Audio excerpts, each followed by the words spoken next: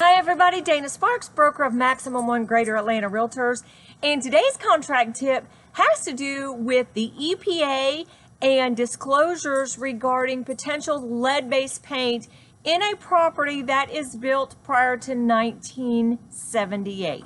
So just want to clarify a little bit more about what the EPA requires of agents, sellers, and landlords.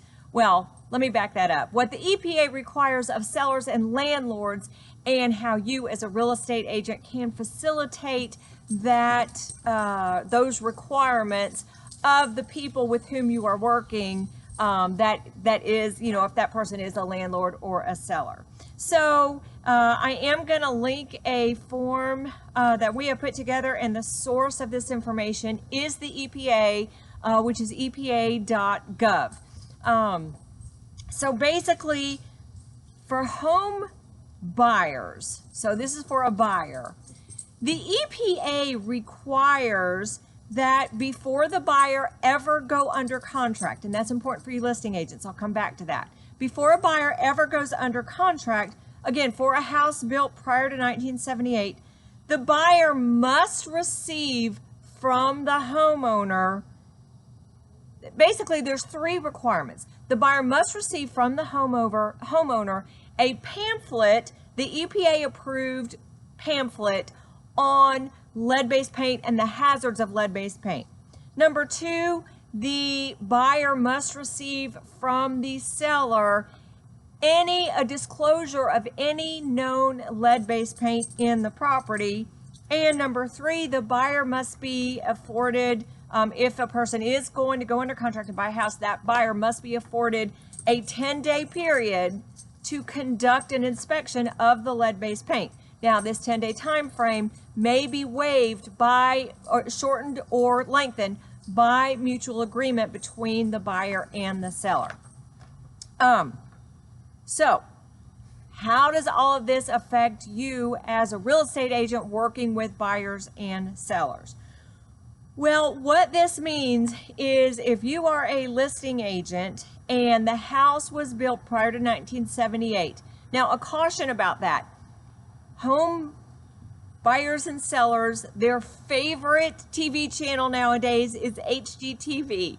I say that a little bit tongue-in-cheek, but that's important for you as an agent, because even if a house was built after 1978, if something in the home was there prior to 1978, such as an antique mantelpiece, reclaimed barnwood, things like that, something that could be in the home that was built, manufactured, painted, processed prior to 1978, then you protect that home seller and that home buyer by also utilizing the information that I'm going to present here, the lead-based paint pamphlet and the lead-based paint disclosure. So, but anyway, back to if a house was built prior to 1978, the EPA does require that pamphlet be given to any potential buyer, and disclosures of the seller of their knowledge of lead-based paint must be given to a potential buyer. So when you hear the term potential buyer, what does that mean to you? That means a prospect or a buyer that is just looking at the home. You're not yet under contract. You're not yet negotiating a contract.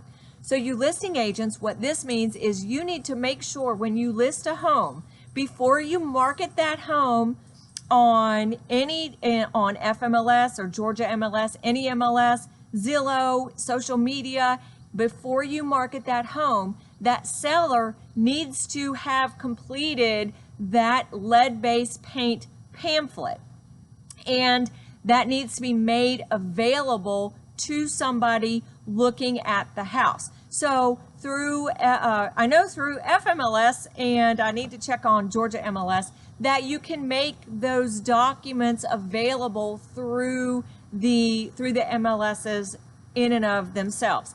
You would also want to make sure that you have these completed forms in the property for a potential buyer seeing the property, and that would be the lead-based paint pamphlet and the lead-based paint exhibit. Again, you listing agents, Do not put that house up for sale without the seller having completed those forms. Now, for the pamphlet, for the EPA produced lead-based paint pamphlet, if you are using the GAR packages, that form is GAR CB04 lead-based paint pamphlet.